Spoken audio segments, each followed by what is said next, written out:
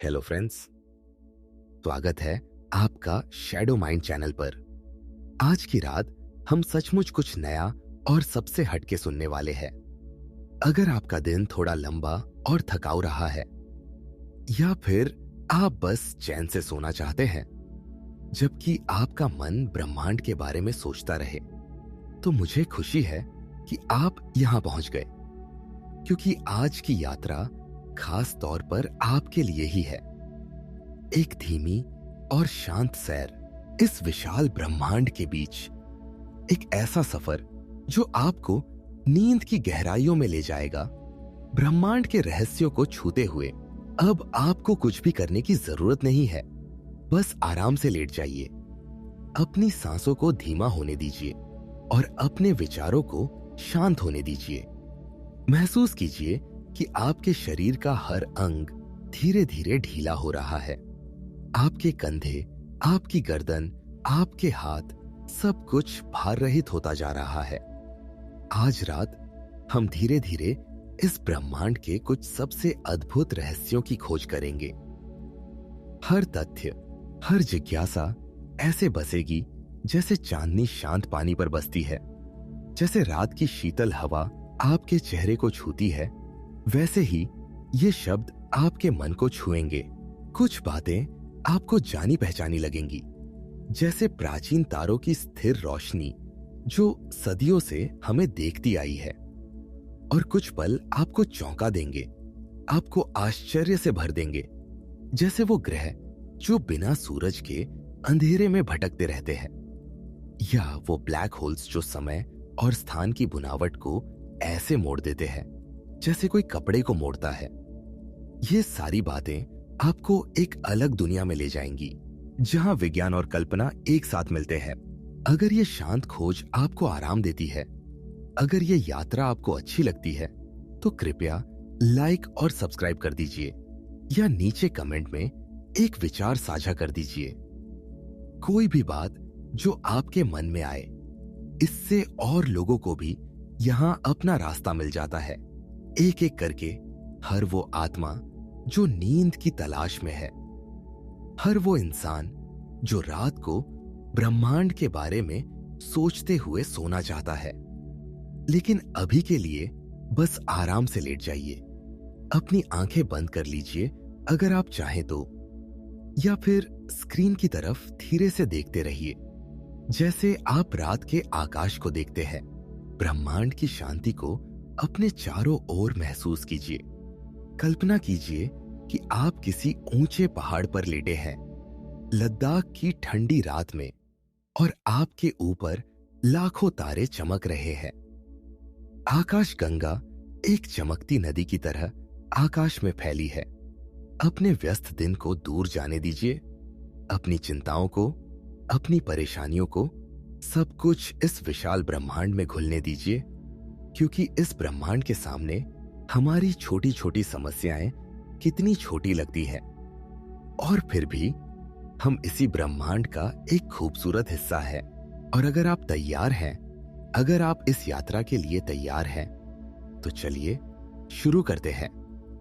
चलिए चलते हैं उन जगहों पर जहां समय धीमा हो जाता है, जहां प्रकाश झुक जाता है, जहां नए ब्रह्मांड जन्म ले रहे हैं। चलिए खो जाते हैं इस अनंत में, इस सुंदर, रहस्यमय, शांत अनंत में। आपकी यात्रा अब शुरू होती है। गहरी सांस लीजिए और आराम से सुनते रहिए। शैडो माइंड आपके साथ है।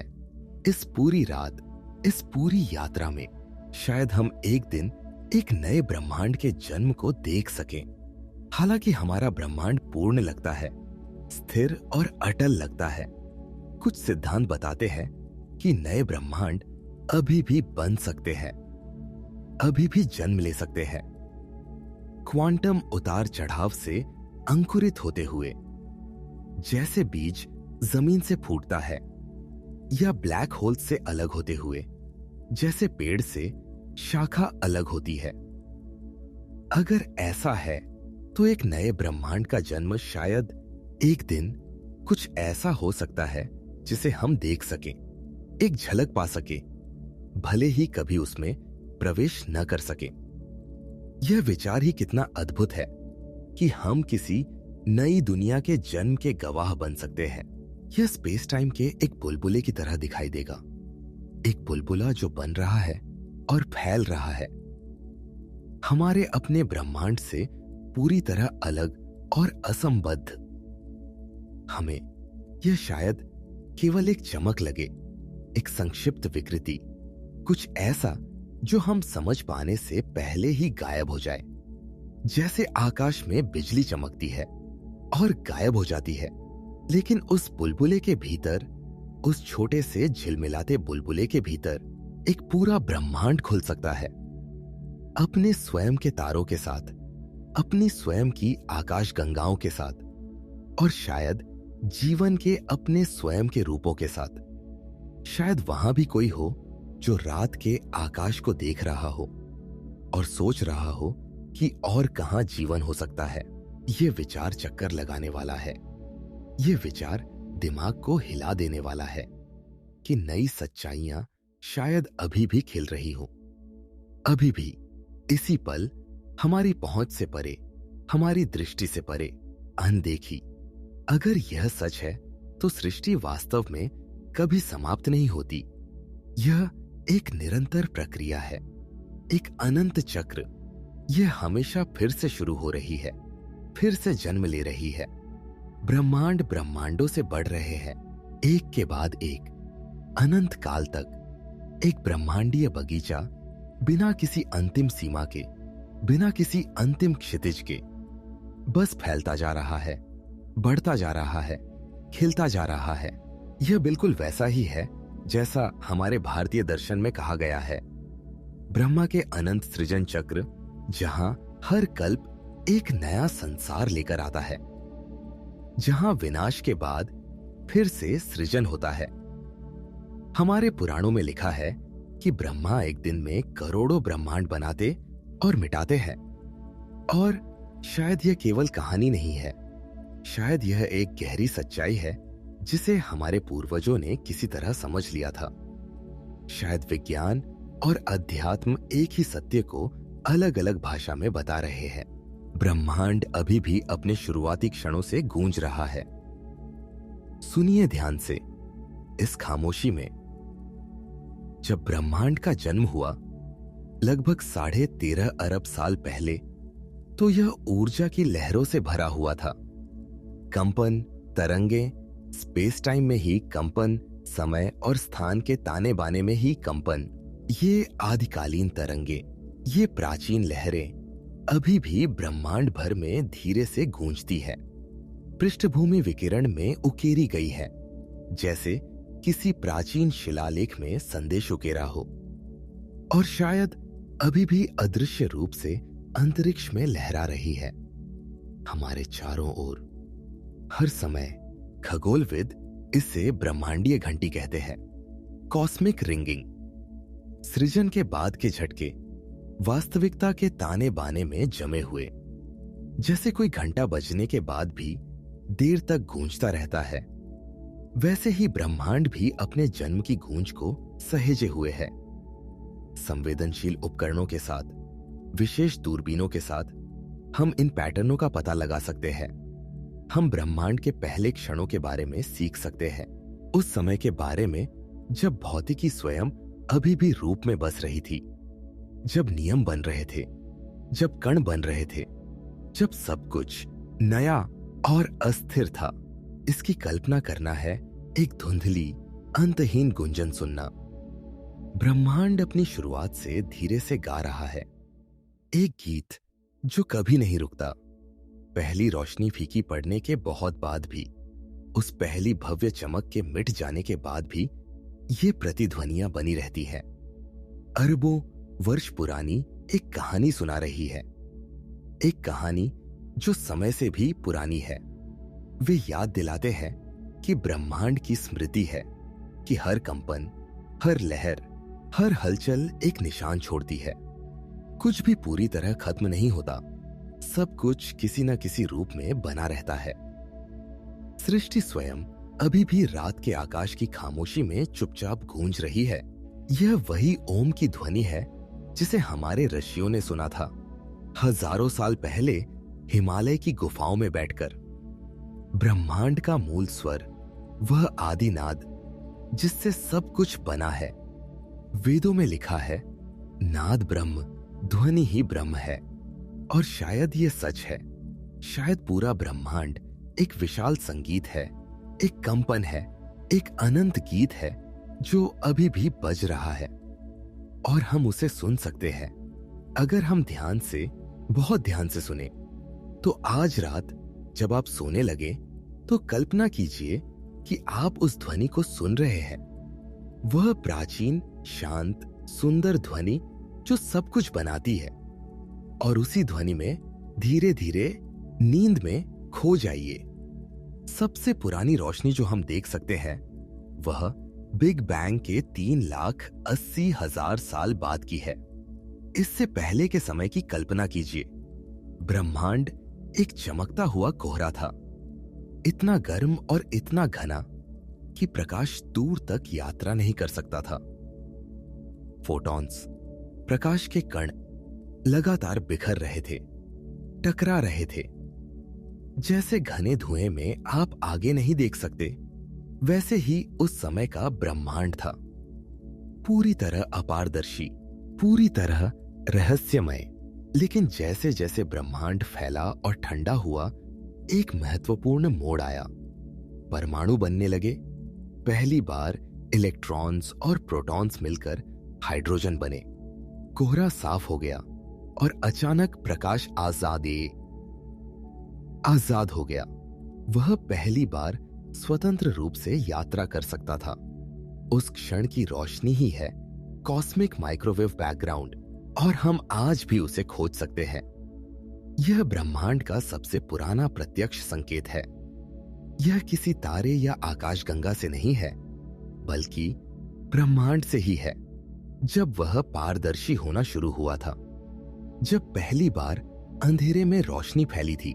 जो फोटॉन्स हम अभी देखते हैं, वे 13 अरब साल से भी ज्यादा समय से यात्रा कर रहे हैं।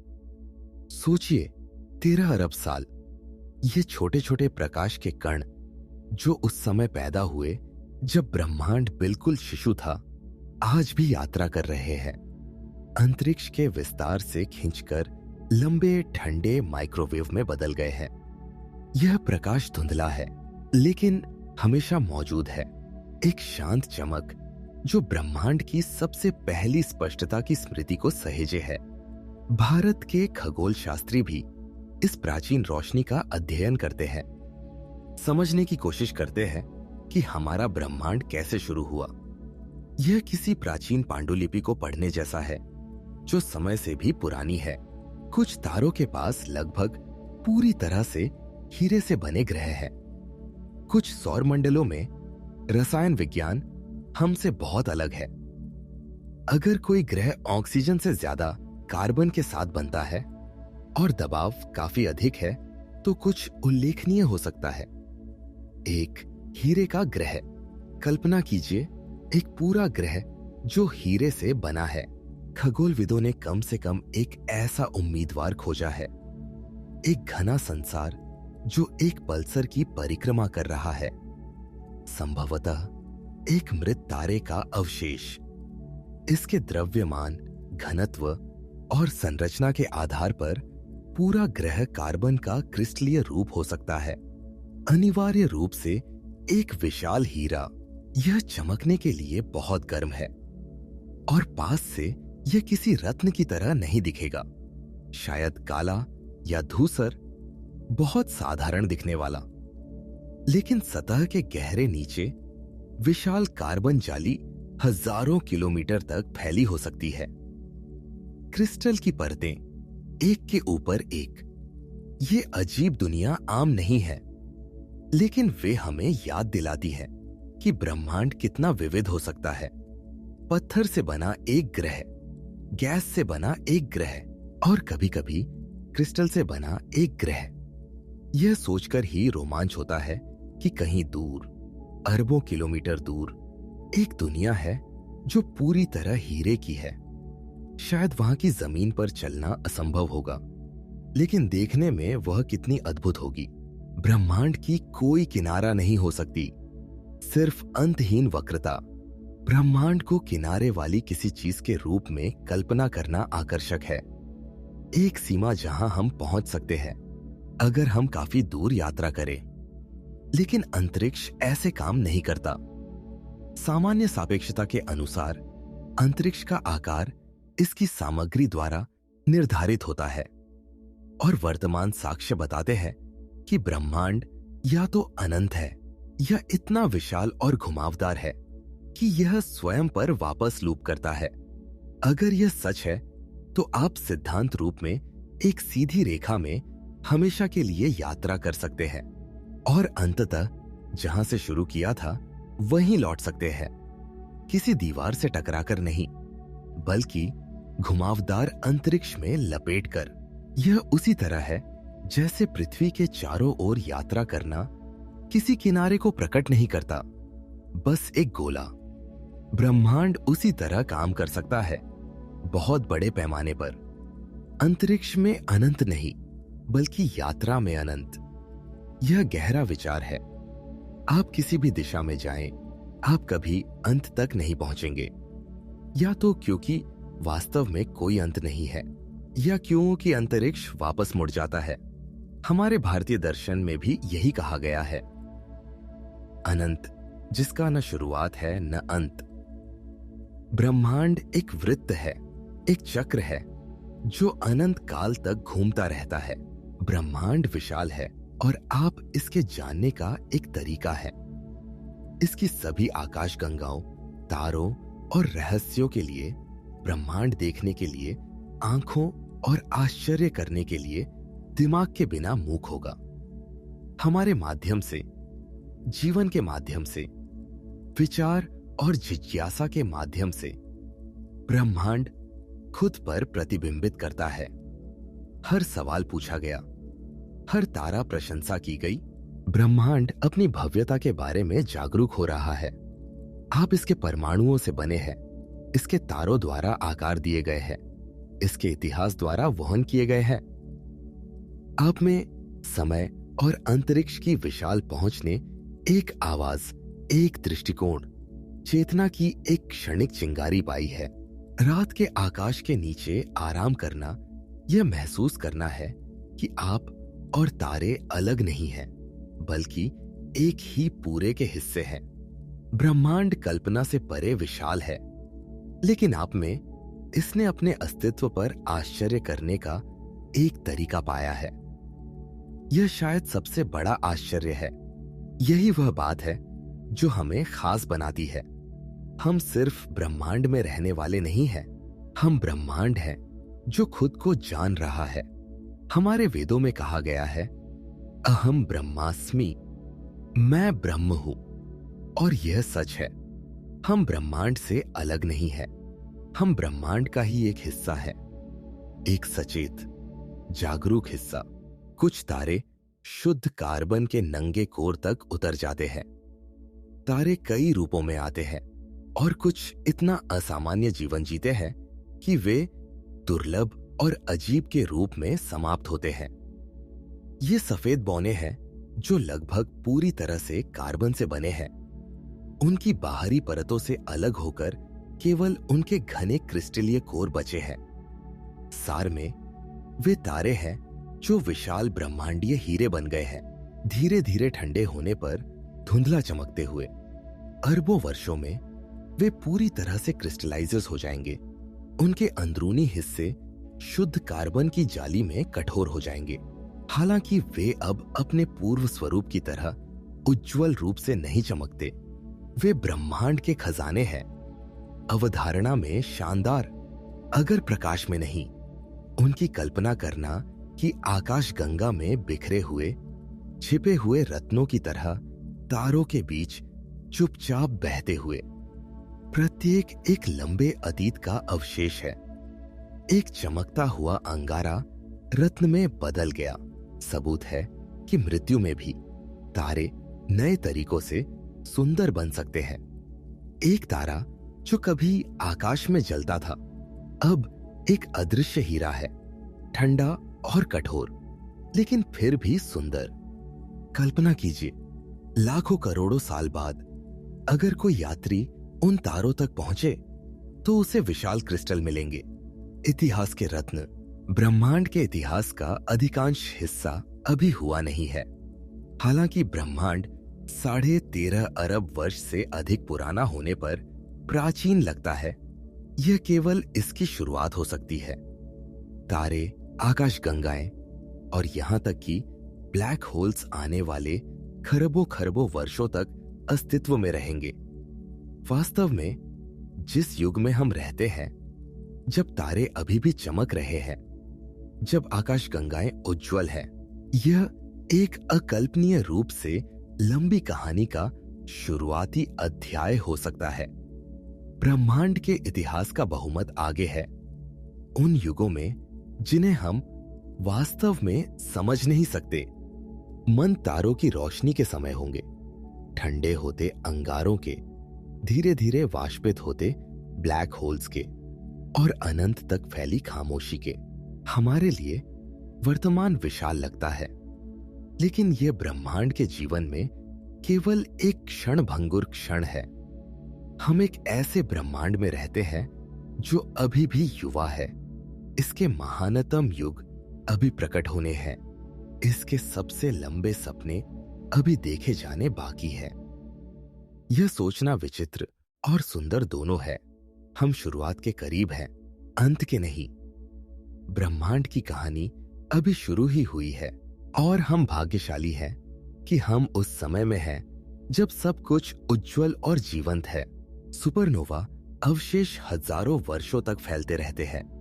जब एक विशाल तारा सुपरनोवा के रूप में फटता है तो चमक हफ्तों या महीनों के भीतर फीकी पड़ जाती है, लेकिन विस्फोट के अवशेष, गैस और धूल के खोल हजारों वर्षों तक फैलते रहते हैं। ये अवशेष विशाल बादलों में बढ़ते हैं जो विस्फोट की ऊर्जा से धुंधला चमकते हैं।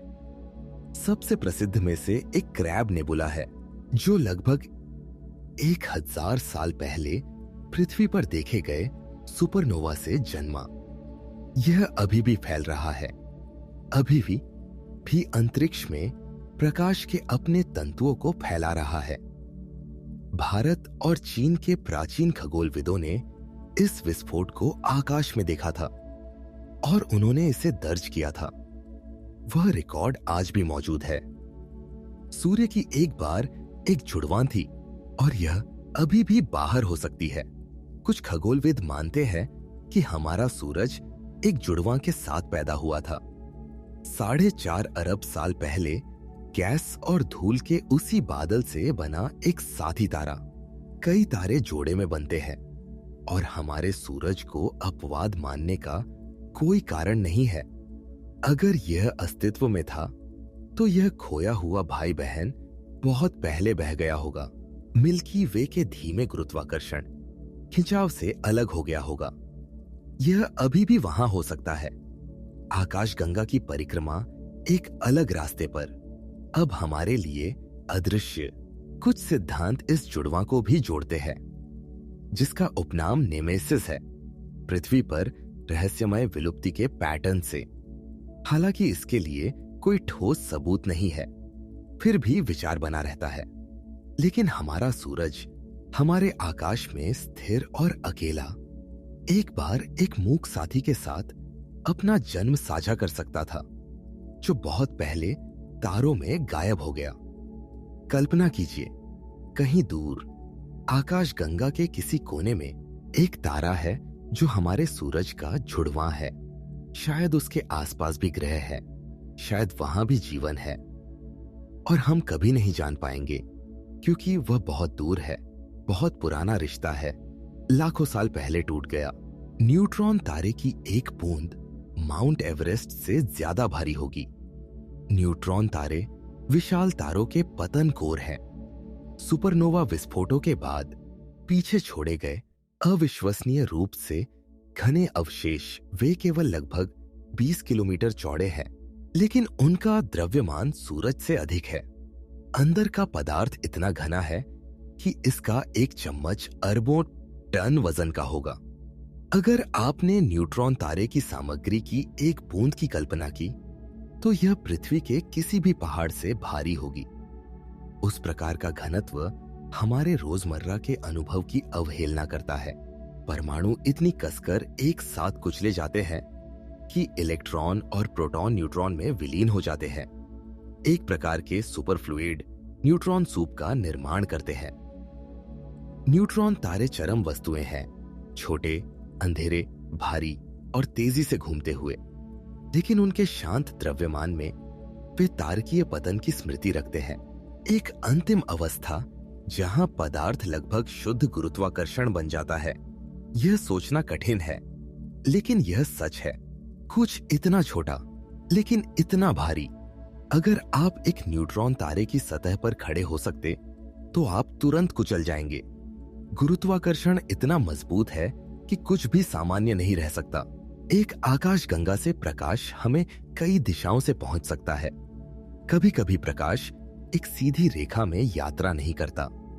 अंतरिक्ष के क्षेत्रों में जहां गुरुत्वाकर्षण विशेष रूप से मजबूत है, उदाहरण के लिए आकाशगंगाओं के विशाल समूहों के पास स्पेस टाइम स्वयं घुमावदार है। यह वक्रता प्रकाश के पथ को मोड़ता है, जैसे कांच एक बीम को मोड़ता है। इसे गुरुत्वाकर्षण लेंसिंग कहा जाता है। और इसके सबसे अजीब प्रभावों में से एक यह है कि हम कभी कभी एक ही दूर की आकाशगंगा के कई संस्करण अलग अलग कोणों से देख सकते हैं। ये छवियां चाप, धब्बे या यहां तक कि पूर्ण छल्ले के रूप में दिखाई दे सकती हैं। वे अंतरिक्ष में डुप्लीकेट नहीं है, बल्कि दृष्टि में डुप्लीकेट है। विभिन्न पथ जो प्रकाश ने हमारी आंखों तक पहुंचने के लिए विकृत स्पेस टाइम के माध्यम से लिए हैं। कुछ दुर्लभ मामलों में खगोलविदों ने एक ही सुपरनोवा को एक से अधिक बार फटते देखा है, क्योंकि इसकी रोशनी विभिन्न गुरुत्वाकर्षण मार्गों के माध्यम से आई थी। यह एक शांत अनुस्मारक है कि ब्रह्मांड में प्रकाश भी खो सकता है, एक लंबा रास्ता ले सकता है और फिर भी अपना रास्ता घर पा सकता है। यह जादू जैसा लगता है, लेकिन यह शुद्ध भौतिकी है। गुरुत्वाकर्षण इतना शक्तिशाली है कि यह प्रकाश को मोड़ सकता है और हमें एक ही चीज की कई छवियां दिखा सकता है।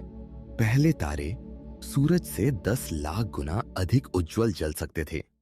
बहुत पहले के तारे आज हम जो देखते हैं उससे अलग थे। बिग बैंग के बाद बचे शुद्ध हाइड्रोजन और हीलियम से पैदा हुए। इन तारों को जनसंख्या 3 तारे कहा जाता है। संभवतः कोई धातु बिल्कुल नहीं थी। इन 3 तारों का जीवन छोटा लेकिन तीव्र था। वे लाखों वर्षों तक नहीं, बल्कि केवल कुछ ही मिलियन वर्षों तक जले। उनका ईंधन जल्दी खत्म हो गया और वे शानदार सुपरनोवा विस्फोटों में समाप्त हो गए। लेकिन मरते समय उन्होंने ब्रह्मांड को बदल दिया। उन्होंने पहले भारी तत्व बनाए, कार्बन, ऑक्सीजन, लोहा, वे तत्व जिनसे बाद में ग्रह बने, और अंततः जीवन भी। हर चट्टान, हर पानी की बूंद और हर जीवित कोशिका में उन पहले तारों की राख है। वे तारे अब नहीं हैं, लेकिन उनके बिना हम भी नहीं होते। कुछ ग्रह पूरी तरह पानी से ढके हो सकते हैं। हमारे सौर मंडल में पानी दुर्लभ है, सतह पर या बर्फ के रूप में छिपा हुआ। लेकिन अन्य तारों के आसपास खगोलविदों ने ऐसे ग्रहों की खोज की है जिन्हें महासागर दुनिया कहा जाता है। ऐसी दुनिया जहां जमीन नाम की कोई चीज नहीं है, केवल अंतहीन पानी हजारों किलोमीटर गहरा पूरे ग्रह को ढकता हुआ। उनके ऊपर शायद घना वातावरण हो और नीचे अत्यधिक दबाव में पानी अजीब रूप ले सकता है। बर्फ जो जलती नहीं बल्कि ठोस और भारी होती है। यह एक शांत कल्पना है। एक ग्रह जहां कभी तटरेखा नहीं मिलती, कोई पहाड़ नहीं, कोई रेगिस्तान नहीं, केवल लहरें, हमेशा लहरें। हमारे भारतीय मिथकों में वर्णित ब्रह्मांडीय महासागर की तरह, जहां से सृष्टि का उदय हुआ। शायद कहीं एक दूर की तारा प्रणाली में ऐसा ही एक शांत नीला संसार है, अपनी गहराइयों में रहस्य छुपाए हुए। कुछ ग्रह इतने गर्म हैं कि उनकी सतह पिघली हुई है। ये लावा वर्ल्ड्स अपने तारों के इतने करीब परिक्रमा करते हैं कि दिन की ओर चट्टानें पिघल जाती हैं। वहां महासागर है, लेकिन पानी के नहीं पिघले पत्थर के। लावा की नदियां धीरे धीरे बहती हैं और वातावरण धातुओं के वाष्प से भरा होता है। रात की ओर तापमान गिर सकता है और पिघली चट्टान फिर से जम सकती है।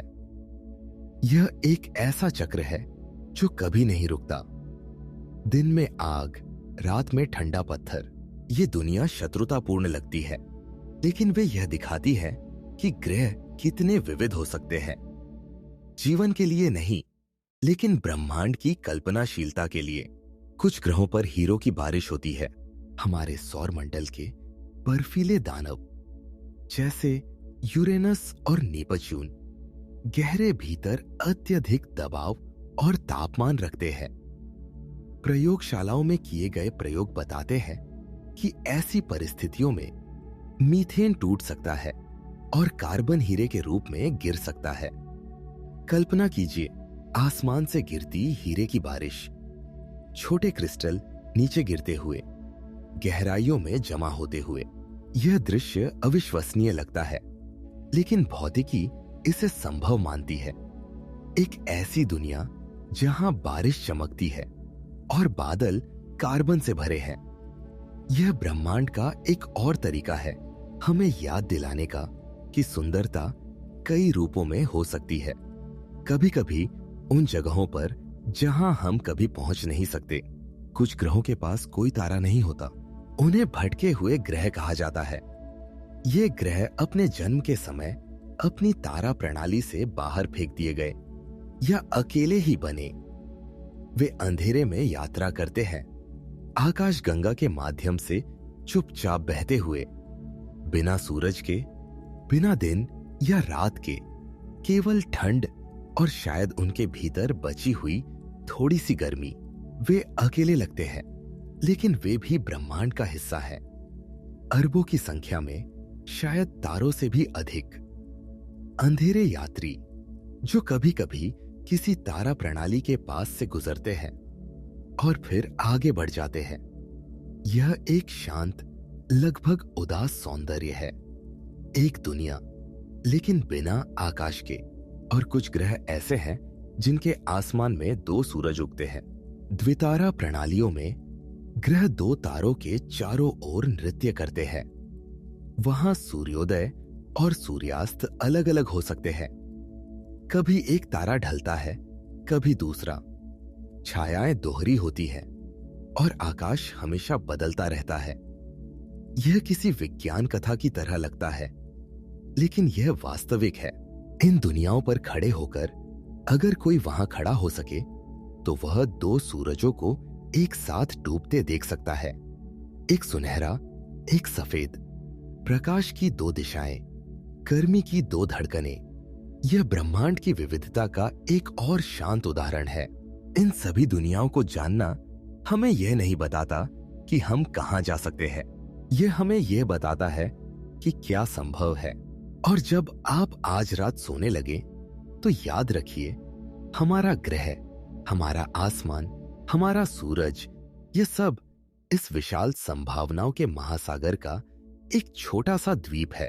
ब्रह्मांड चुपचाप प्रयोग करता रहता है और हम यहां लेटे हुए उसकी उन कहानियों को सुन सकते हैं। तारे अंधेरे में पैदा होते हैं।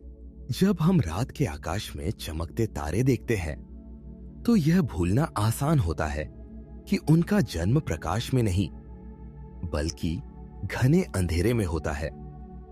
विशाल गैस और धूल के बादलों के भीतर, जहां रोशनी पहुंच ही नहीं सकती, वहीं तारों की शुरुआत होती है। ये बादल ठंडे और शांत दिखते हैं, लेकिन उनके भीतर धीमी हलचल चलती रहती है। गुरुत्वाकर्षण धीरे धीरे गैस को एक साथ खींचता है। बादल सिकुड़ते हैं, घने होते जाते हैं, और जैसे जैसे दबाव बढ़ता है, भीतर का तापमान बढ़ने लगता है। इन छिपी हुई जगहों को खगोलविद स्टेलर नर्सरीज कहते हैं, तारों की नर्सरी। यहाँ कोई आवाज नहीं होती, कोई विस्फोट नहीं, बस समय का धीमा काम। लाखों वर्षों तक गैस खुद को समेटती रहती है और फिर एक क्षण आता है जब केंद्र इतना गर्म हो जाता है कि हाइड्रोजन परमाणु आपस में जुड़ने लगते हैं। नाभिकीय संलयन शुरू होता है। उसी क्षण एक तारा जन्म लेता है। कोई रोशनी की लपट नहीं, बस एक स्थिर शांत चमक जो अंधेरे को पीछे धकेलती है। हमारी आकाशगंगा में अभी भी ऐसे हजारों स्टेलर नर्सरीज हैं। ओरायन नेबुला जैसे क्षेत्र जिन्हें हम पृथ्वी से देख सकते हैं, असल में तारों के पालने हैं। भारत के लद्दाख और स्पीति जैसे अंधेरे आकाश वाले क्षेत्रों से ये बादल और भी स्पष्ट दिखाई देते हैं। वहां खड़े होकर ठंडी रात में आप सीधे उस जगह को देख रहे होते हैं जहां तारे जन्म ले रहे हैं। यह जानना अजीब तरह से सुकून देता है कि ब्रह्मांड अभी भी नया जीवन बना रहा है। पहले तारे आज के तारों से बहुत अलग थे। जब ब्रह्मांड युवा था तब उसमें केवल सबसे हल्के तत्व थे, हाइड्रोजन और हीलियम। भारी तत्व अभी बने ही नहीं थे। उस समय जो तारे बने उन्हें जनसंख्या 3 तारे कहा जाता है। वे विशाल थे, अस्थिर थे और असाधारण रूप से चमकीले। कुछ तो हमारे सूरज से लाखों गुना अधिक उज्जवल थे। इन तारों का जीवन छोटा था। वे जल्दी जले, जल्दी खत्म हुए, लेकिन उनकी मृत्यु व्यर्थ नहीं थी। उनके भीतर ही पहली बार भारी तत्व बने। कार्बन, ऑक्सीजन, सिलिकॉन, लोहा, वे सब पहली बार उन तारों के दिल में बने।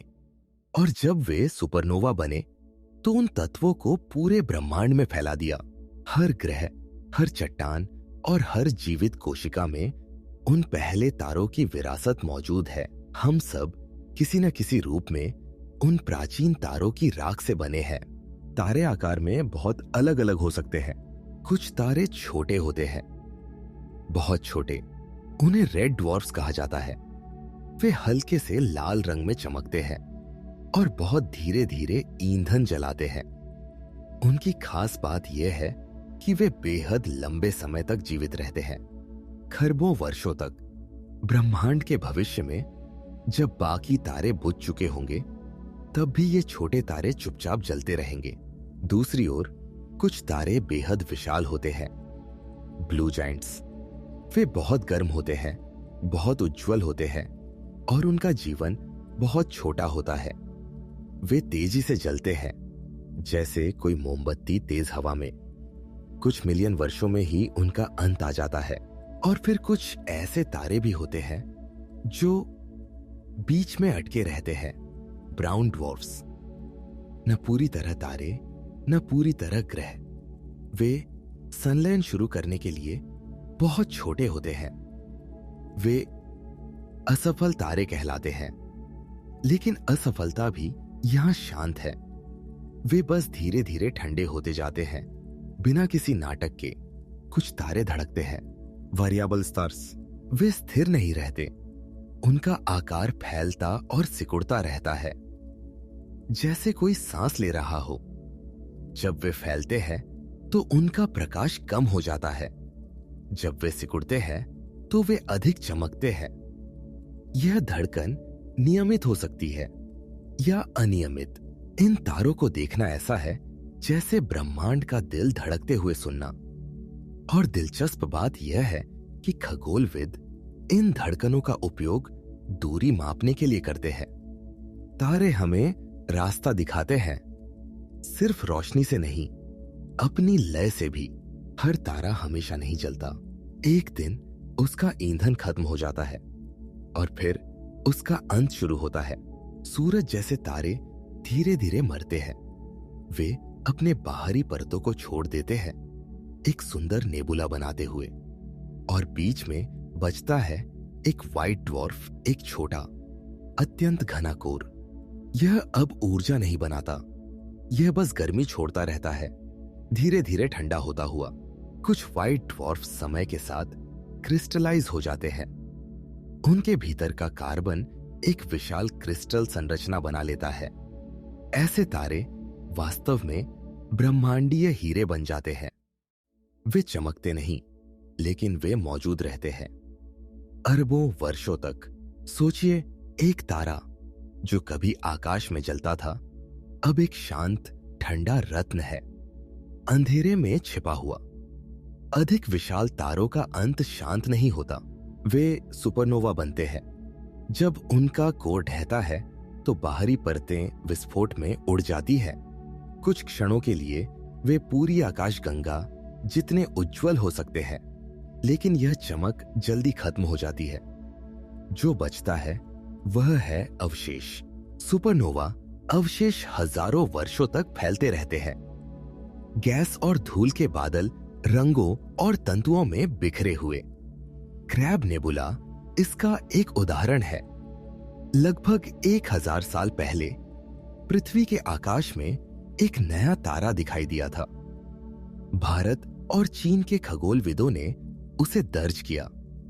आज हम उसके अवशेष देखते हैं, एक फैलता हुआ बादल, अभी भी ऊर्जा से भरा हुआ। ये अवशेष नई सृष्टि के बीज होते हैं।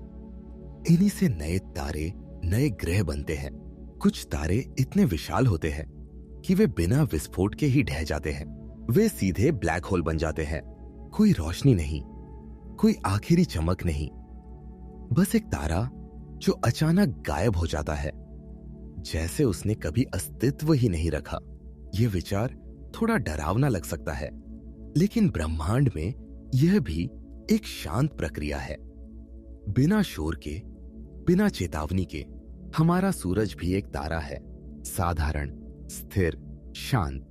लेकिन वह भी स्थिर नहीं है जैसा वह दिखता है। सूरज के भीतर तरंगें चलती हैं।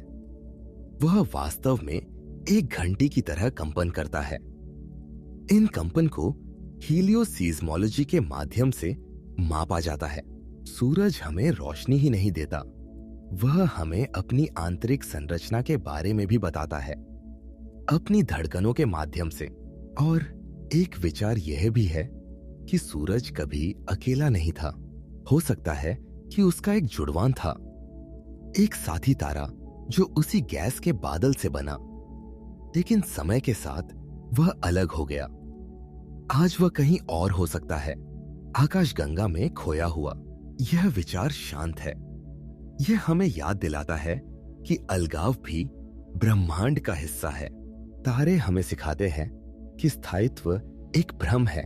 जन्म होता है, विकास होता है और अंत भी आता है, लेकिन हर अंत के भीतर कुछ नया छिपा होता है। नए तत्व, नई संभावनाएं, नई दुनिया। आज रात जब आप सोने लगे तो किसी एक तारे की कल्पना कीजिए, उसके जन्म की, उसके शांत जलने की और उसके अंत की, और फिर यह महसूस कीजिए कि आप भी उसी कहानी का हिस्सा हैं। आपके भीतर के परमाणु भी कभी किसी तारे के दिल में बने थे। तारे बुझते हैं, लेकिन उनकी कहानी कभी खत्म नहीं होती। जब तारे मरते हैं तो कुछ पूरी तरह समाप्त नहीं होते। कुछ तारे अपने अंत में इतने घने और इतने सघन रूप में बदल जाते हैं कि उन्हें समझना हमारे रोजमर्रा के अनुभव से परे हो जाता है। इन्हीं में से एक है न्यूट्रॉन तारे। वे न तो पूरी तरह तारे हैं, न पूरी तरह अवशेष। वे एक संक्रमण है पदार्थ की वह अवस्था जहां प्रकृति अपनी सीमाओं को छूती है। न्यूट्रॉन तारे विशाल तारों के कोर होते हैं जो सुपरनोवा विस्फोट के बाद पीछे बच जाते हैं। जब एक बहुत भारी तारे का ईंधन खत्म होता है तो उसका केंद्र अपने ही भार के नीचे ढह जाता है। बाहरी परतें अंतरिक्ष में उड़ जाती है, लेकिन कोर भीतर की ओर सिकुड़ता जाता है। इतना सिकुड़ता है कि परमाणुओं की संरचना ही टूट जाती है। इलेक्ट्रॉन और प्रोटॉन आपस में मिलकर न्यूट्रॉन बन जाते हैं। जो बचता है वह एक न्यूट्रॉन तारा है, लगभग 20 किलोमीटर चौड़ा, लेकिन सूरज से भी अधिक द्रव्यमान वाला। इस घनत्व की कल्पना करना कठिन है। न्यूट्रॉन तारे की सामग्री का एक छोटा सा चम्मच अरबों टन वजन का होगा। अगर ऐसी कोई बूंद पृथ्वी पर लाई जा सके तो वह किसी भी पहाड़ से भारी होगी, हिमालय से भी भारी, माउंट एवरेस्ट से भी। यह पदार्थ इतना सघन है कि हमारे रोजमर्रा के भौतिक नियम लगभग अप्रासंगिक हो जाते हैं। यहां पदार्थ लगभग शुद्ध गुरुत्वाकर्षण जैसा व्यवहार करता है। न्यूट्रॉन तारे छोटे होते हैं, लेकिन उनकी पकड़ बहुत मजबूत होती है। उनका गुरुत्वाकर्षण इतना तीव्र है कि अगर आप उनकी सतह के पास जा सकें तो आप एक पल में ही झपटा हो जाएंगे। वहां खड़ा होना असंभव है। वहां समय भी अलग तरह से बहता है, प्रकाश भी मुश्किल से बच पाता है, और फिर भी ये तारे अक्सर शांत दिखते हैं, छोटे अंधेरे बिंदुओं की तरह। लेकिन उनके भीतर चरम स्थितियां छिपी होती हैं।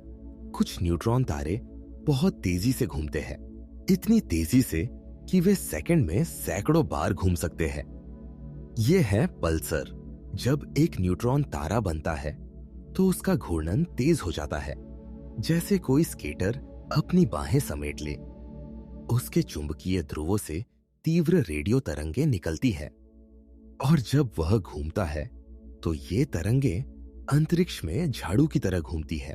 अगर पृथ्वी उस बीम के रास्ते में आती है तो हमें एक नियमित संकेत मिलता है, टिक टिक टिक। इतना नियमित कि कुछ पल्सर परमाणु घड़ियों से भी अधिक सटीक होते हैं। इन पल्सरों को कभी कभी ब्रह्मांडीय प्रकाश स्तंभ कहा जाता है। अंधेरे अंतरिक्ष में घूमते हुए, अपनी स्थिर लय से संकेत भेजते हुए, खगोलविद इनका उपयोग दूरी मापने, गुरुत्वाकर्षण का अध्ययन करने और यहां तक कि अंतरिक्ष में नेविगेशन के लिए भी करते हैं। यह विचार शांत है कि एक मरा हुआ तारा अपनी मृत्यु के बाद भी ब्रह्मांड को समय बताता रहता है। कुछ न्यूट्रॉन तारे इससे भी अधिक चरम होते हैं। उन्हें मैग्नेटार कहा जाता है। इनका चुंबकीय क्षेत्र इतना शक्तिशाली होता है कि वह अंतरिक्ष को भी विकृत कर सकता है। पृथ्वी के सबसे मजबूत चुंबक की तुलना में मैग्नेटार का क्षेत्र खरबों गुना अधिक शक्तिशाली होता है। अगर कोई मैग्नेटार पृथ्वी के चंद्रमा जितनी दूरी पर भी होता तो वह हमारे क्रेडिट कार्ड, हमारे उपकरण, यहां तक कि हमारे परमाणुओं की संरचना को प्रभावित कर सकता था। मैग्नेटार कभी कभी अचानक ऊर्जा के विस्फोट छोड़ते हैं, छोटे तीव्र फ्लैश, गामा किरणों के। ये विस्फोट इतने शक्तिशाली हो सकते हैं कि वे आकाशगंगा के दूसरी ओर से भी दर्ज किए जा सकें। लेकिन वे बहुत छोटे होते हैं, क्षण भर के, फिर सब कुछ शांत हो जाता है, जैसे ब्रह्मांड ने एक गहरी सांस ली हो और फिर छोड़ दी हो। न्यूट्रॉन तारों के आसपास कभी कभी ग्रह भी होते हैं।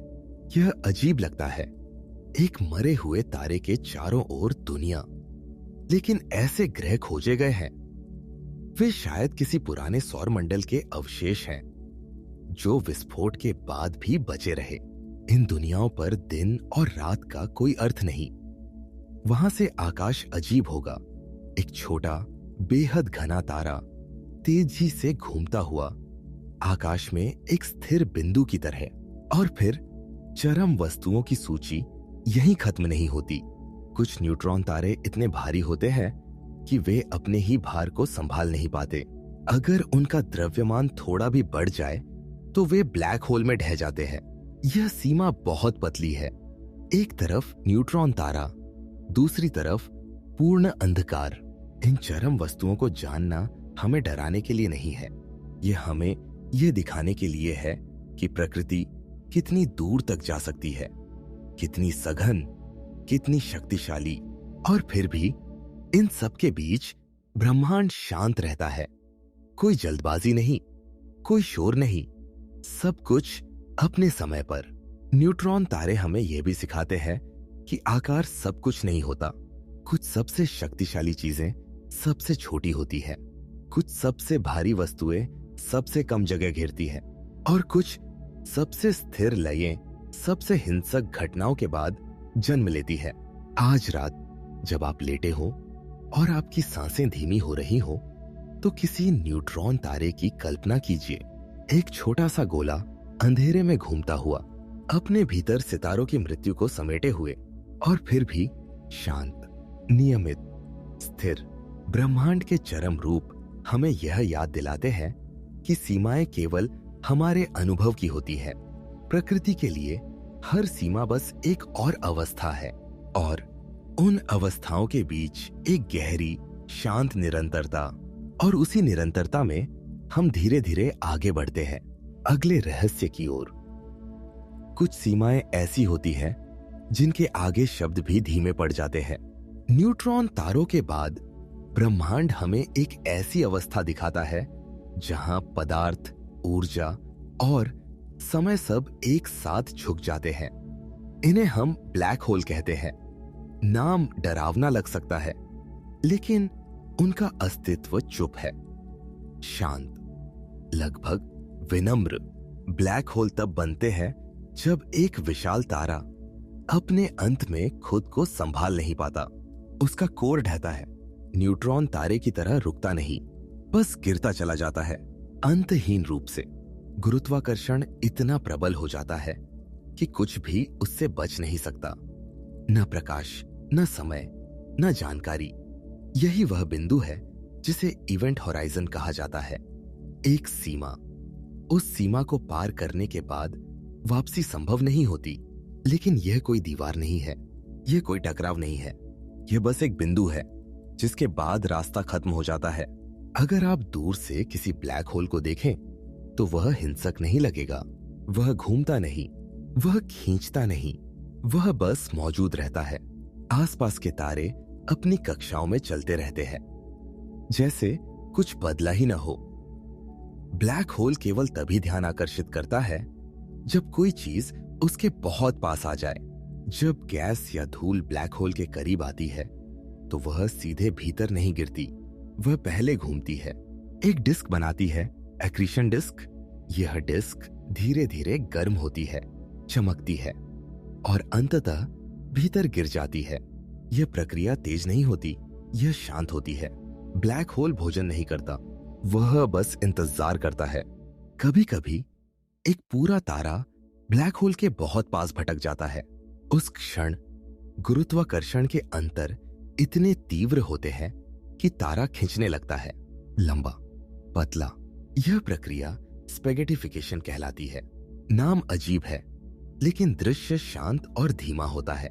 तारा टूटता है, खिंचता है और अंततः प्रकाश के एक क्षणिक फ्लैश के साथ गायब हो जाता है। फिर सब कुछ फिर से शांत हो जाता है। ब्लैक होल के पास समय अलग तरह से बहता है।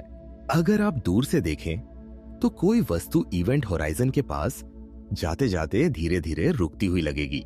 उसकी घड़ी धीमी हो जाएगी, उसकी रोशनी लाल होती जाएगी और फिर वह स्थिर हो जाएगी। लेकिन उस वस्तु के लिए समय सामान्य ही रहेगा।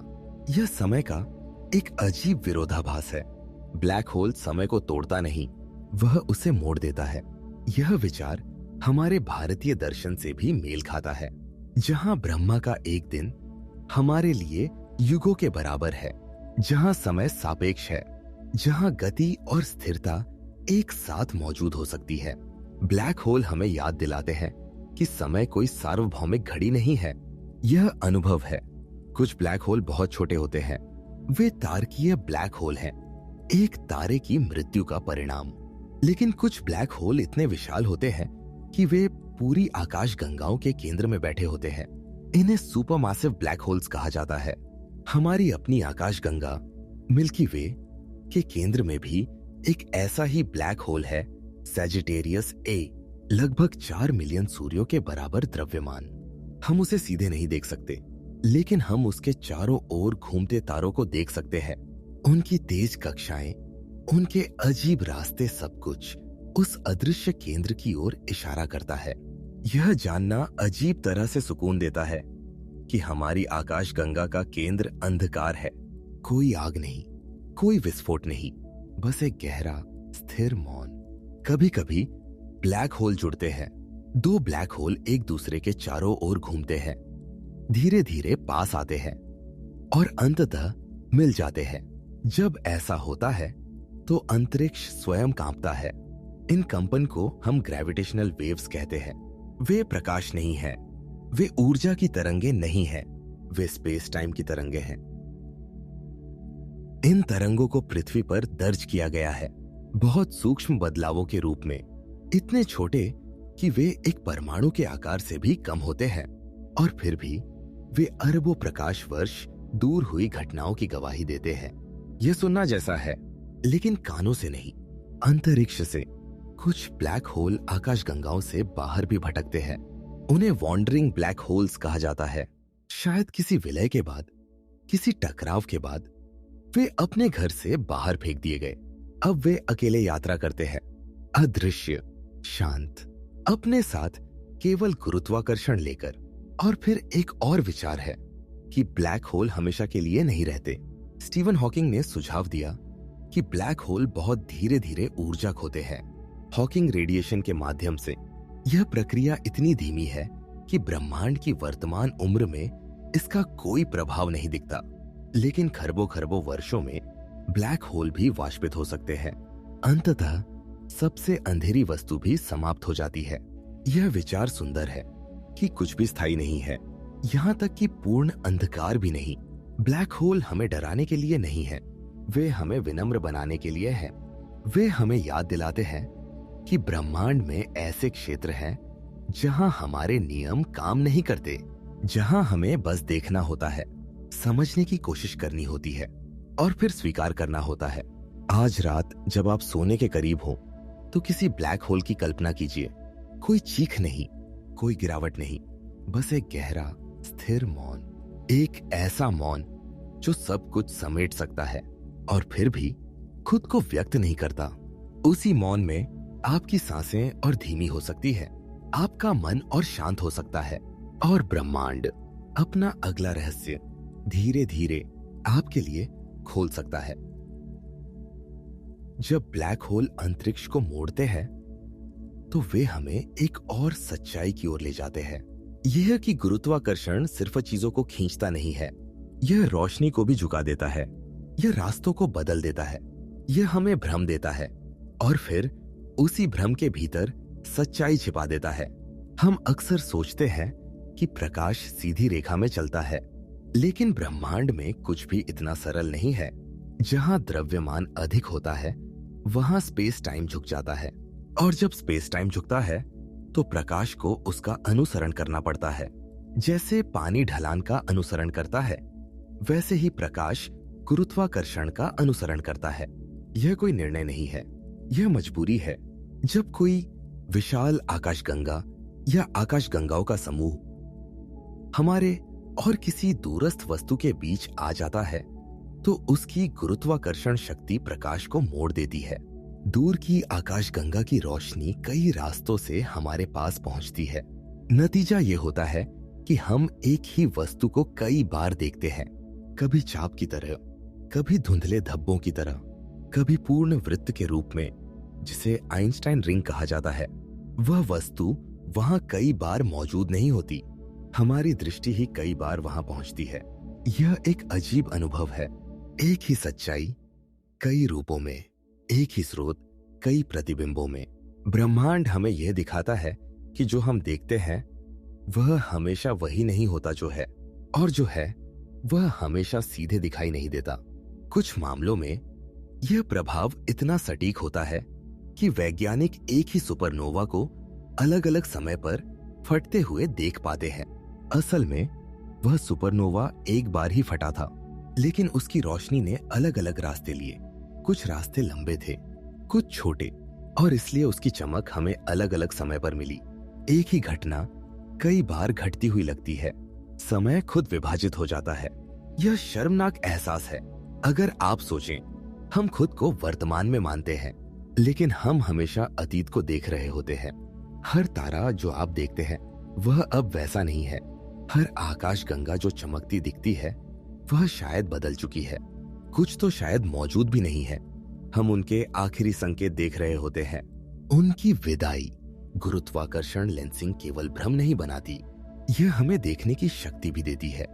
कुछ ग्रह ऐसे खोजे गए हैं जिन्हें सीधे नहीं देखा जा सकता था, लेकिन जब वे किसी तारे की रोशनी को हल्का सा मोड़ते हैं तो वैज्ञानिक उस छोटे से बदलाव को पकड़ लेते हैं। इसे माइक्रोलेंसिंग कहा जाता है। एक ग्रह जो खुद दिखाई नहीं देता, अपनी मौजूदगी का संकेत देता है, सिर्फ रोशनी को थोड़ा सा झुकाकर। यह ब्रह्मांड की आदत है, सीधे सामने आकर कुछ नहीं बताना, हमेशा संकेत देना, हमेशा इशारा करना। और अगर आप ध्यान से न देखें तो आप चूक जाते हैं। गुरुत्वाकर्षण सिर्फ प्रकाश को नहीं मोड़ता, यह पूरे स्पेस टाइम को हिला देता है। जब दो विशाल वस्तुएं जैसे ब्लैक होल एक दूसरे के चारों ओर घूमती है और टकराती है, तो वे अंतरिक्ष में तरंगें भेजती है। ये तरंगे प्रकाश नहीं है, ये ऊर्जा नहीं है, ये स्वयं अंतरिक्ष की तरंगे हैं। जैसे पानी में पत्थर गिरने से लहरें बनती हैं, वैसे ही स्पेस टाइम में इन तरंगों को हम ग्रेविटेशनल वेव्स कहते हैं। वे अरबों साल तक यात्रा करती हैं, बिना थके, बिना कमजोर हुए, और फिर बहुत दूर एक छोटे से ग्रह पर बहुत संवेदनशील उपकरण उन्हें महसूस कर लेते हैं। इतने छोटे बदलाव कि वे परमाणु के आकार से भी कम होते हैं, और फिर भी वे हमें बताते हैं कि कहीं दूर दो ब्लैक होल मिले थे या दो न्यूट्रॉन तारे टकराए थे। यह जानकर एक अजीब सी विनम्रता आती है कि हमारी सारी चिंताओं के बीच अंतरिक्ष खुद हिल रहा है और हमें पता भी नहीं चलता। कुछ तरंगे इतनी दूर से आती हैं कि वे हमें ब्रह्मांड के शुरुआती युगों की कहानी सुनाती है। एक ऐसा समय जब तारे भी नहीं थे, जब केवल ऊर्जा थी, घनत्व था और कंपन था। आज भी वह कंपन पूरी तरह शांत नहीं हुआ है। स्पेस टाइम लगातार खिंचता और सिकुड़ता रहता है, बहुत हल्के से, इतना हल्का कि आप कभी महसूस नहीं करेंगे, लेकिन वह मौजूद है हमेशा। यह सोचकर शर्म आती है कि हम कितनी जल्दी खुद को स्थिर मान लेते हैं, कि हम सोचते हैं सब ठीक है, सब स्थिर है, जबकि वास्तव में हम एक हिलते हुए ब्रह्मांड के भीतर बैठे हैं, एक ऐसे ताने बाने पर जो हर पल सांस ले रहा है। गुरुत्वाकर्षण हमें यह भी सिखाता है कि ताकत हमेशा दिखती नहीं है। सबसे शक्तिशाली प्रभाव अक्सर सबसे शांत होते हैं। कोई धमाका नहीं, कोई आवाज नहीं, बस धीरे धीरे मोड़, धीरे धीरे खिंचाव, धीरे धीरे परिवर्तन। आज रात जब आप लेटे हो और आपकी आंखें भारी हो रही हो, तो यह याद रखिए, आप एक स्थिर बिस्तर पर नहीं लेटे हैं, आप स्पेस टाइम की एक लहर पर लेटे हैं। एक ऐसी लहर जो अरबों सालों से बह रही है और अरबों सालों तक बहती रहेगी। आपका शरीर शांत हो सकता है, आपका मन धीमा हो सकता है, लेकिन ब्रह्मांड कभी पूरी तरह स्थिर नहीं होता। और उसी हल्की सी गति में, उसी अदृश्य कंपन में आप धीरे धीरे नींद की ओर खिसक सकते हैं। जब स्पेस टाइम की तरंगे दूर जाकर शांत हो जाती हैं, तो वे हमें उन संरचनाओं तक ले जाती है जो उन तरंगों पर तैर रही है।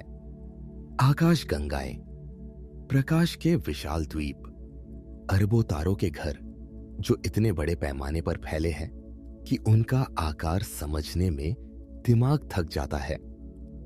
हम अक्सर खुद को एक ग्रह पर सोचते हैं, फिर एक तारे के चारों ओर, लेकिन असल में हम एक आकाश गंगा के भीतर जी रहे हैं, एक घूमती हुई, सांस लेती हुई संरचना का हिस्सा। हमारी अपनी आकाश गंगा मिल्की वे बाहर से देखने पर एक सर्पिल की तरह है। घुमावदार भुजाएं, बीच में घना केंद्र और चारों ओर फैला एक अदृश्य प्रभा मंडल। इसके भीतर 100 से 400 अरब तक तारे हो सकते हैं। संख्या इतनी बड़ी है कि वह अर्थ खो देती है। हर तारा शायद अपने 7 ग्रहों को लिए हुए है, हर ग्रह शायद अपनी कहानी छुपाए हुए है, और इन सबके बीच हमारा सूरज बस एक साधारण तारा है, किनारे की ओर, किसी खास जगह पर नहीं। अगर आप कभी किसी अंधेरी जगह पर खड़े हुए हो, लद्दाख या स्पीति जैसी घाटियों में, और ऊपर देखा हो, तो आपने मिल्की वे को एक फीकी धुंधली नदी की तरह देखा होगा। वह कोई चित्र नहीं है, वह हमारी आकाश गंगा का केंद्र है, वही दिशा जहां तारे इतने घने हैं कि उनकी रोशनी एक दूसरे में घुल जाती है, वही दिशा जहां बीच में एक अदृश्य भारी वस्तु बैठी है, सबको बांधे हुए। आकाश गंगा केवल वही नहीं है जो हम देखते हैं, उसके चारों ओर एक विशाल हेलो फैला है, डार्क मैटर का। हम उसे देख नहीं सकते, लेकिन हम उसके प्रभाव को महसूस कर सकते हैं। तारे जिस तरह घूमते हैं, गैस जिस तरह बंधी रहती है, वह सब किसी अदृश्य द्रव्यमान की ओर इशारा करता है। अगर वह न हो तो हमारी आकाशगंगा बिखर जाती। यह एक अजीब निर्भरता है। हम एक ऐसी चीज पर टिके हैं जिसे हम देख नहीं सकते। कभी कभी ब्रह्मांड अपनी गंभीरता तोड़ देता है। मिल्की वे के केंद्र के बारे में एक तथ्य है जो लगभग हास्यास्पद लगता है। वह जगह रसभरी और रम जैसी गंध वाले अणुओं से भरी है। एथिल फॉर्माता, एक पूरी आकाशगंगा का केंद्र और उसकी एक रासायनिक पहचान। यह याद दिलाता है कि ब्रह्मांड केवल विशाल और गंभीर नहीं है, वह अजीब भी है, और यह अजीबपन भी सच्चा है। हमारी आकाशगंगा अकेली नहीं है, वह लोकल ग्रुप का हिस्सा है। 50 से अधिक आकाशगंगाओं का एक छोटा सा परिवार। उनमें से सबसे बड़ी हमारी ओर एंड्रोमेडा है, और एंड्रोमेडा धीरे धीरे हमारी ओर आ रही है। 4 अरब वर्षों में दोनों टकराएंगी, लेकिन टकराव शब्द गलत है। यह कोई दुर्घटना नहीं होगी, यह एक धीमा, अरबों साल लंबा नृत्य होगा। तारे शायद एक दूसरे से टकराएंगे भी नहीं, बस कक्षाएं बदलेंगी, आकाश बदल जाएगा। यह भविष्य का विचार डरावना नहीं है, यह शांत है, क्योंकि तब तक शायद न हम होंगे, न हमारे शहर, न हमारी चिंताएं। केवल आकाशगंगाएं रहेंगी, अपना काम करती हुई। लोकल ग्रुप भी अकेला नहीं है, वह विर्गो सुपर क्लस्टर का हिस्सा है। हजारों आकाशगंगाओं का एक ढीला सा समूह, और वह भी ब्रह्मांडीय जाल का बस एक धागा है, कॉस्मिक वेब, जहां आकाशगंगाएं फिलामेंट्स पर मोतियों की तरह पिरोई हुई है, और उनके बीच विशाल वॉइड्स हैं, ऐसे क्षेत्र जहां लगभग कुछ भी नहीं है। कुछ आकाशगंगाएं बहुत अजीब होती है, कुछ में लगभग कोई तारे नहीं होते, वे गैस से भरी होती है, लेकिन तारे नहीं बनते। गोस्ट गैलेक्सीज कुछ इतनी फैली होती है कि वे मिल्की वे जितनी बड़ी होती है, लेकिन उनमें तारे केवल 1% होते हैं, अल्ट्रा डिफ्यूज गैलेक्सीज। और कुछ इतनी घनी होती है कि उनमें खरबों तारे एक अराजक नृत्य में बंद रहते हैं। आकाशगंगाएं एक दूसरे को खाती भी है। बड़ी आकाशगंगाएं छोटी को निगल लेती है। धीरे धीरे उनके तारे खिंचकर धाराओं में बदल जाते हैं, स्टेलर स्ट्रीम्स। ये निशान बताते हैं कि मिल्की वे ने भी अतीत में कई आकाशगंगाओं को निगला है। हम एक शांत नरभक्षी के भीतर रहते हैं और हमें इसका एहसास भी नहीं होता। कुछ आकाशगंगाएं अत्यधिक सक्रिय होती हैं। उनके केंद्रों में ब्लैक होल इतने पदार्थ निगल रहे होते हैं कि पूरी आकाशगंगा चमक उठती है। क्वाज़ार्स इतने उज्जवल कि वे अरबों प्रकाश वर्ष दूर से भी दिख जाते हैं। एक समय था जब उन्हें तारे समझ लिया गया था। अब हम जानते हैं कि वे भूखे केंद्र हैं जो पूरे आकाशगंगा को रोशनी में बदल देते हैं, और फिर कुछ आकाशगंगाएं धूल में छिपी रहती हैं। हम उन्हें केवल इंफ्रारेड में देख पाते हैं, जैसे कोई राज जो सामान्य आंखों से छुपा हो। कुछ में तारे अचानक मंद पड़ जाते हैं, फिर वापस आ जाते हैं, जैसे टैबीज स्टार। हम कारण नहीं जानते, और शायद यही ठीक है। यह जानकर एक अजीब सी शर्म आती है कि हम सोचते हैं हम बहुत जानते हैं, जबकि असल में हम केवल अनुमान लगा रहे हैं। आकाशगंगाएं हमें यह सिखाती है कि अज्ञान कमजोरी नहीं है, यह ईमानदारी है। आज रात जब आप लेटे हो तो यह याद रखिए, आप किसी खाली अंतरिक्ष में नहीं हैं। आप एक आकाशगंगा के भीतर हैं, एक ऐसी संरचना में जो अरबों सालों से बन रही है और अरबों सालों तक बदलती रहेगी। आपका जीवन छोटा है, आपकी चिंताएं और भी छोटी है, लेकिन आप जिस संरचना का हिस्सा है वह इतनी विशाल है कि उसमें खो जाना ही सुकून देता है। आकाशगंगाएं दूर हैं, लेकिन उनका असर आपके भीतर तक है, क्योंकि आपके भीतर के परमाणु कभी किसी आकाशगंगा की गहराई में बने थे। और इस विचार के साथ आप खुद को थोड़ा हल्का महसूस कर सकते हैं, थोड़ा छोटा, और उसी छोटेपन में शांत। आकाशगंगाएं अकेले तैरती हुई द्वीप नहीं है, अगर आप बहुत पीछे हटकर देखें, बहुत दूर से, तो एक और पैटर्न उभरता है। एक ऐसा ढांचा जो इतना विशाल है कि उसमें आकाश गंगाएं भी छोटे बिंदु बन जाती है। इसे कॉस्मिक वेब कहा जाता है।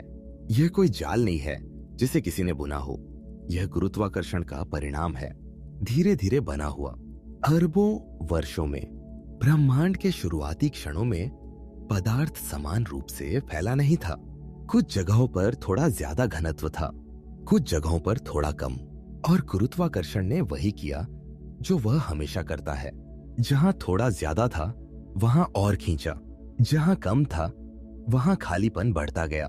समय के साथ यह छोटे छोटे अंतर विशाल संरचनाओं में बदल गए।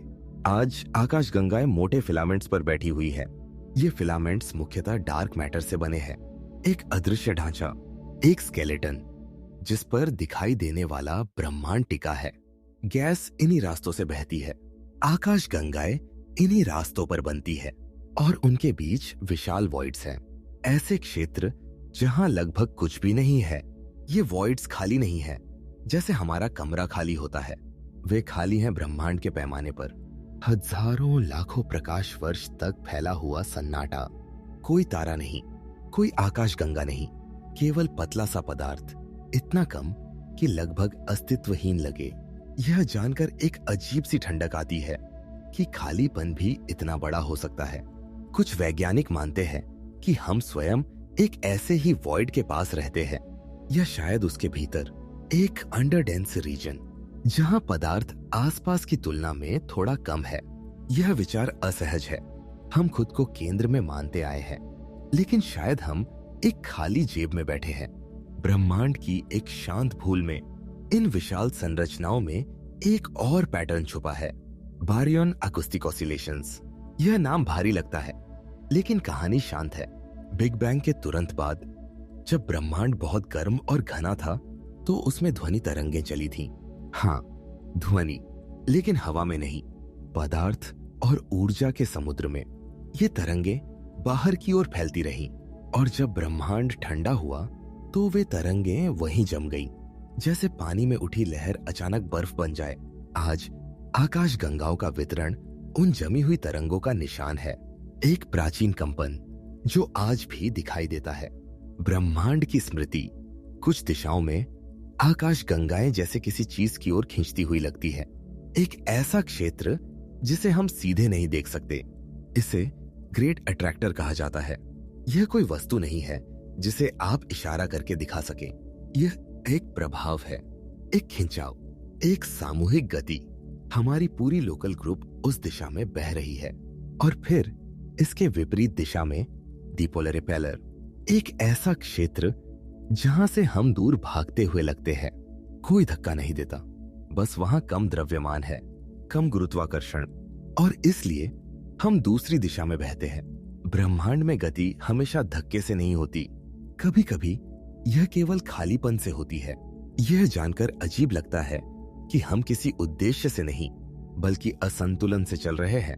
कोई हमें खींच नहीं रहा, हम बस वहां नहीं हैं, जहां कुछ भी नहीं है। जैसे जैसे हम और दूर देखते हैं, संरचनाएं और भी विशाल होती जाती है। जायंट क्वेसार ग्रुप्स, ऐसी संरचनाएं जो अरबों प्रकाश वर्ष में फैली होती है, इतनी बड़ी कि वे सिद्धांतों की सीमा को चुनौती देती है। क्या ब्रह्मांड इतने बड़े पैमाने पर एक सा होना चाहिए था, या क्या ये संरचनाएं किसी गहरी कहानी की ओर इशारा करती है? हम अभी नहीं जानते। कुछ जगहों पर सुपर क्लस्टर्स एक दूसरे से जुड़कर और भी बड़ी चेन्स बनाते हैं, मोती जैसे एक धागे पर पिरोए हुए। एक धागा जो पूरे ब्रह्मांड में फैला है, और हम उस धागे के एक छोटे से मोड़ पर बैठे हैं, इतने छोटे कि हमारी पूरी सभ्यता उस पैमाने पर एक सांस जितनी भी नहीं। हम अक्सर सोचते हैं कि ब्रह्मांड अराजक है, लेकिन जब आप इन संरचनाओं को देखते हैं तो एक और सच्चाई सामने आती है। ब्रह्मांड अराजक नहीं है, वह धैर्यवान है। उसने समय लिया है, बहुत समय, और उसी समय ने उसे यह आकार दिया है। हमारे भारतीय दर्शन में इंद्रजाल की बात आती है। इंद्र का जाल, जहां हर मोती दूसरे मोती को प्रतिबिंबित करता है। जहां सब कुछ जुड़ा है। अगर आप कॉस्मिक वेब को देखें तो ये रूपक अचानक बहुत आधुनिक लगने लगता है। एक अनंत जाल जहां हर आकाशगंगा, हर क्लस्टर, हर वॉइड एक दूसरे से संबंध में है। यह संबंध सीधा नहीं है, यह भावनात्मक नहीं है, यह गुरुत्वाकर्षण है। और गुरुत्वाकर्षण को परवाह नहीं होती, वह बस काम करता है धीरे धीरे, बिना थके। यह समझ आना थोड़ा शर्मनाक हो सकता है कि हम खुद को बहुत अलग, बहुत महत्वपूर्ण मानते हैं, जबकि असल में हम एक पैटर्न का हिस्सा है। एक ऐसा पैटर्न जो हमारे होने या न होने से बदलेगा नहीं। लेकिन यही विचार सुकून भी देता है कि हमें नियंत्रण में रहने की जरूरत नहीं है। ब्रह्मांड को हमारी मंजूरी नहीं चाहिए, वह पहले से बह रहा है और आगे भी बहता रहेगा। आज रात जब आप लेटे हो और आपकी सोच धीमी हो रही हो, तो ये कल्पना कीजिए कि आप कॉस्मिक वेब के एक छोटे से धागे पर हैं, एक बहुत पतले रेशे पर। आप गिर नहीं सकते क्योंकि यह कोई रस्सी नहीं है, यह बस एक संबंध है, एक स्थिति। आप कहीं नहीं जा रहे, आप कहीं से गिर नहीं रहे, आप बस मौजूद हैं एक विशाल संरचना के भीतर जो आपको संभाल रही है, चाहे आपको इसका एहसास हो या नहीं। और इसी एहसास के साथ आप अपने शरीर को थोड़ा और ढीला छोड़ सकते हैं, अपने विचारों को फैलने दे सकते हैं, जैसे आकाशगंगाएं फिलामेंट्स पर फैलती हैं। ब्रह्मांड बहुत बड़ा है, आप बहुत छोटे हैं, और यही संतुलन, यही असमानता, यही चुपचाप बहता हुआ जाल नींद के लिए एक परफेक्ट जगह है। जब आप कॉस्मिक वेब की उस अनंत संरचना की कल्पना करते हैं तो एक और सच्चाई धीरे धीरे उभरती है। वह जाल स्थिर नहीं है, वह फैल रहा है, बहुत धीरे लेकिन लगातार। ब्रह्मांड की सबसे बुनियादी विशेषता यही है, वह रुकता नहीं, वह हर दिशा में फैलता जा रहा है, बिना किसी केंद्र के, बिना किसी किनारे के। यह फैलाव किसी विस्फोट की तरह नहीं है, यह खिंचाव है, स्वयं अंतरिक्ष का खिंच जाना। हम अक्सर सोचते हैं कि कहीं कोई केंद्र होगा जहां से सब कुछ बाहर की ओर भाग रहा है, लेकिन ब्रह्मांड में ऐसा कोई केंद्र नहीं है। हर जगह केंद्र है, हर बिंदु से हर दूसरा बिंदु दूर जा रहा है, जैसे गुब्बारे की सतह पर बने बिंदु। जब गुब्बारा फूलता है, कोई बिंदु खास नहीं होता, लेकिन हर बिंदु बदलता है। यही ब्रह्मांड का विस्तार है। जितनी दूर कोई आकाशगंगा है, उतनी ही तेजी से वह हमसे दूर जा रही है। यह कोई दौड़ नहीं है, यह नियम है। दूर का मतलब तेज, पास का मतलब धीमा। कुछ आकाशगंगाएं इतनी दूर हैं कि वे हमसे प्रकाश की गति से भी तेजी से दूर जा रही हैं। यह भौतिकी का उल्लंघन नहीं है, क्योंकि वे स्वयं प्रकाश से तेज नहीं चल रही। उनके बीच का अंतरिक्ष फैल रहा है। प्रकाश कोशिश करता है, लेकिन कभी पहुंच नहीं पाता। यह जानकर एक अजीब सी बेचैनी आती है कि कुछ चीजें पहले ही हमारी पहुंच से बाहर जा चुकी है और हम उन्हें कभी जान भी नहीं पाएंगे। इस विस्तार के पीछे एक रहस्यमय कारण है, डार्क एनर्जी। हम नहीं जानते यह क्या है, हम केवल इतना जानते हैं कि यह मौजूद है और यह ब्रह्मांड को तेजी से फैलने पर मजबूर कर रही है। लगभग 68% ब्रह्मांड इसी से बना है, कुछ ऐसा जिसे हम न देख सकते हैं, न छू सकते हैं, न समझ सकते हैं, फिर भी उसी पर सब कुछ निर्भर है। यह थोड़ा शर्मनाक है। हम खुद को बुद्धिमान प्राणी कहते हैं, लेकिन जिस ब्रह्मांड में हम रहते हैं उसका अधिकांश हिस्सा हमारे लिए अंधकार है। हम नाम देते हैं डार्क मैटर, डार्क एनर्जी, जैसे नाम देने से समझ आ जाएगी, लेकिन असल में यह स्वीकार करना है कि हम नहीं जानते। हम केवल एक सीमित हिस्से को देख सकते हैं। ऑब्जर्वेबल यूनिवर्स लगभग 46 अरब प्रकाश वर्ष की त्रिज्या। इससे आगे भी ब्रह्मांड है, शायद अनंत, लेकिन उसका प्रकाश हम तक कभी नहीं पहुंचेगा, क्योंकि विस्तार बहुत तेज है और समय बहुत सीमित। धीरे धीरे भविष्य में और भी आकाश गंगाएं हमारी दृष्टि से गायब हो जाएंगी। उनकी रोशनी कमजोर होती जाएगी, लाल होती जाएगी, और फिर एक दिन वे बस नहीं दिखेंगी। आकाश खाली लगता जाएगा। जैसे यादें धुंधली होती हैं, वैसे ही ब्रह्मांड भी अपनी यादें खो देगा। एक कॉस्मिक इवेंट होराइजन है, एक ऐसी सीमा जिसके पार की घटनाएं हम कभी नहीं जान पाएंगे। वे घटेंगी, लेकिन हमारे लिए नहीं। यह विचार शांत है और थोड़ा उदास भी कि ब्रह्मांड में ऐसी बातें हो रही होंगी जिनका हम कभी हिस्सा नहीं बनेंगे। आज ब्रह्मांड की उम्र लगभग 13.8 अरब वर्ष मानी जाती है। यह संख्या स्थिर नहीं है। कुछ माप इसे थोड़ा बड़ा बताते हैं, कुछ थोड़ा छोटा। यह भी एक संकेत है कि हमारी समझ अभी अधूरी है।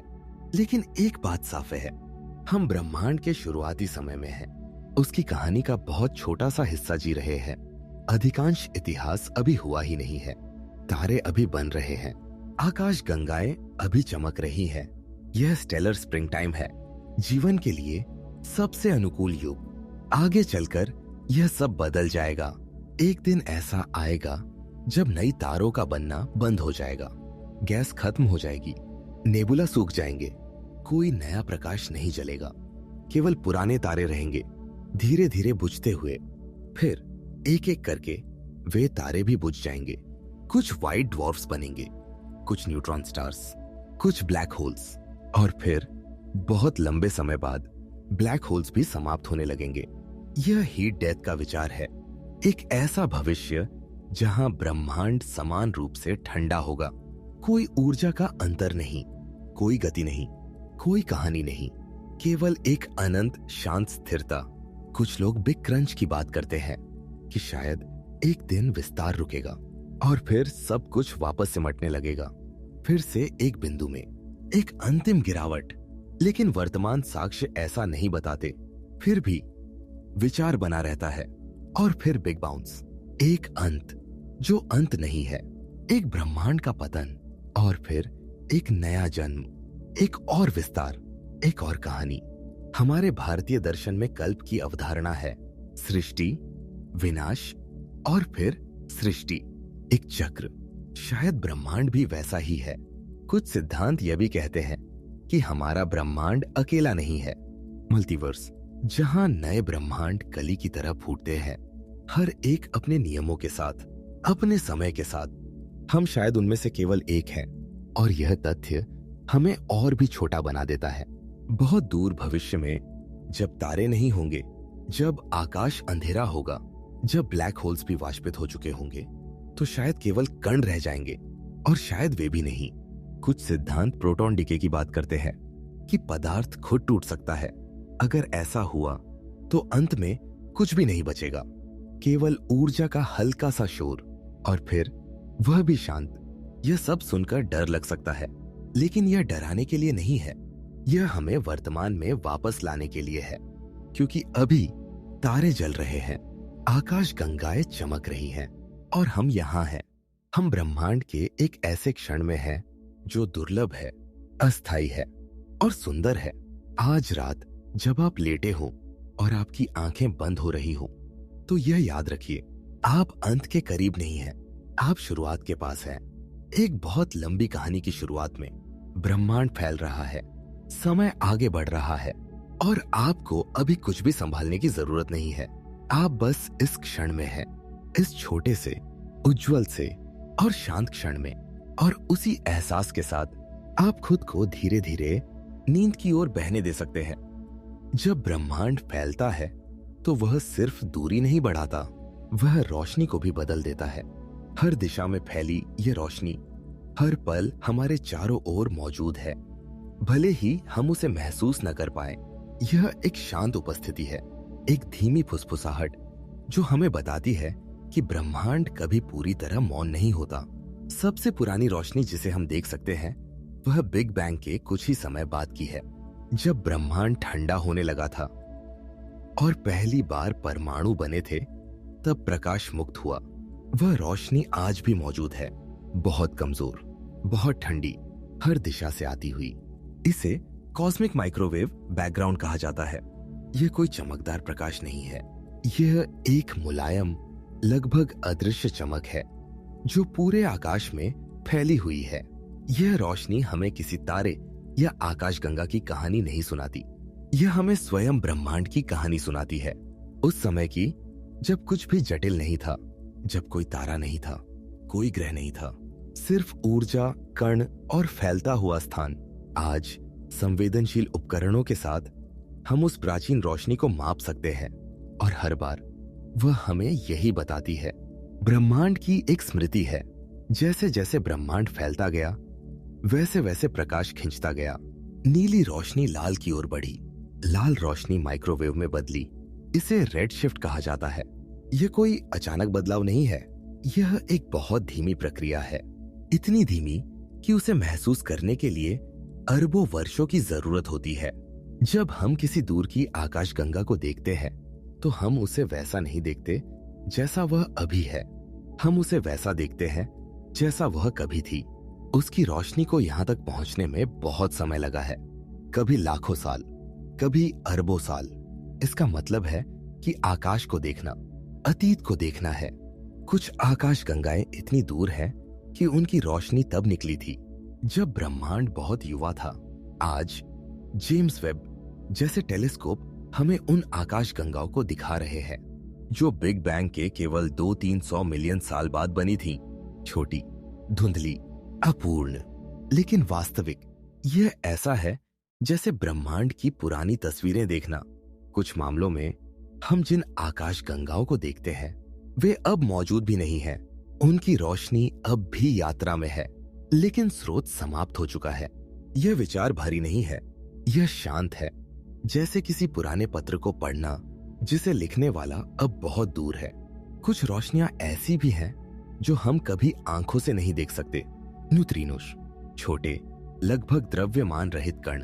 हर सेकंड अरबों न्यूट्रिनोस आपके शरीर से होकर गुजरते हैं, आपको छुए बिना, आपको बदले बिना। वे सूरज से आते हैं, सुपरनोवा से आते हैं और ब्रह्मांड के सबसे हिंसक स्थानों से भी। वे एक अदृश्य नदी की तरह है, हमेशा बहती हुई, हमारे चारों ओर, हमारे भीतर। उन्हें पकड़ना कठिन है, लेकिन जब हम पकड़ लेते हैं तो वे हमें उन जगहों की कहानी सुनाते हैं जहां रोशनी भी नहीं पहुंच पाती। कुछ संकेत और भी ऊर्जावान होते हैं। कॉस्मिक रेस, उच्च ऊर्जा वाले कण जो दूर के विस्फोटों से निकलते हैं। वे अंतरिक्ष में भटकते रहते हैं और कभी-कभी पृथ्वी के वातावरण से टकराते हैं। तब ऊपर आकाश में कणों की बारिश होती है। हम इसे महसूस नहीं करते, लेकिन यह हो रहा होता है। और फिर है गैमा रे बर्स्ट्स, बहुत छोटे, बहुत शक्तिशाली। कुछ सेकंड के लिए वे पूरी आकाशगंगा से भी अधिक ऊर्जा छोड़ सकते हैं। वे दूर होते हैं, बहुत दूर, इसलिए हम सुरक्षित रहते हैं और उन्हें बस एक चमक की तरह दर्ज करते हैं। एक पल और फिर अंधेरा। इन सभी संकेतों में एक बात समान है, वे जल्दबाजी नहीं करते, वे हमें डराने नहीं आते, वे बस सूचना लेकर आते हैं, धीरे, शांत, बिना किसी आवाज के। आंद्रोमेदा आकाशगंगा, जिसे कभी कभी नंगी आंखों से भी देखा जा सकता है, भी अपनी रोशनी हमें ऐसे ही भेजती है। वह रोशनी अभी भी रास्ते में है, जो आज आपकी आंखों तक पहुंचती है। वह लाखों साल पुरानी है। यह जानना सुकून देता है कि कुछ चीजें बहुत धीरे आती है। ब्रह्मांड हमें जल्दी कुछ नहीं देता, वह इंतजार करना सिखाता है, देखना सिखाता है और फिर बस मौजूद रहना। आज रात जब आपकी आंखें भारी हो तो ये याद रखने की जरूरत नहीं है कि कौन सी रोशनी कहां से आई। बस इतना काफी है कि आप रोशनी से घिरे हैं, दिखने वाली और न दिखने वाली। आपके चारों ओर अभी भी संकेत बह रहे हैं, पुरानी कहानियां, दूर की घटनाएं, शांत यात्राएं, और आपको उन्हें समझने की जरूरत नहीं है। आप बस उन्हें गुजरने दे सकते हैं, जैसे सांस, जैसे हवा, जैसे नींद। ब्रह्मांड बोलता रहता है, धीरे, बहुत धीरे। और अगर आप चाहें तो आज रात आप उसे सुनते सुनते शांति से सो सकते हैं। अगर ये यात्रा आपको पसंद आई हो तो वीडियो को लाइक जरूर करें, और अगर आप इसका पार्ट 2 देखना चाहते हैं तो नीचे कमेंट में पार्ट 2 लिखकर बताइए।